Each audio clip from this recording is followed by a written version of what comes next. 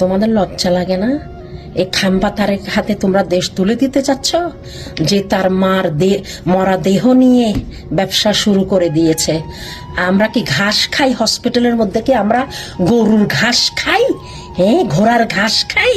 হ্যাঁ, খালেদা জিয়া তো অনেক আগে মারা গেছে, আমরা বলছি। ওটাকে প্রিজনেশন ইনজেকশন দিয়ে এভাবে মোমের মতো বসায় রাখছিল। কি লাভ হয়েছে?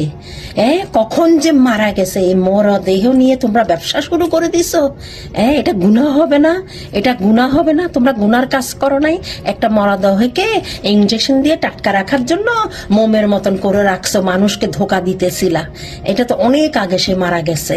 এখন তো ইনজেকশন বাইর হইছে, এখন তো মাটির ভিতরেও দিতে হয় না। এখানে যাদের পয়সা আছে ওরা ডুমের ভিতরে রেখে ইনজেকশন দিয়ে একদম জিন্দা লাশ মনে করবে কি সে শুয়ে আছে, পোকাও ধরবে না, পচবে না, বাস্ট হবে না।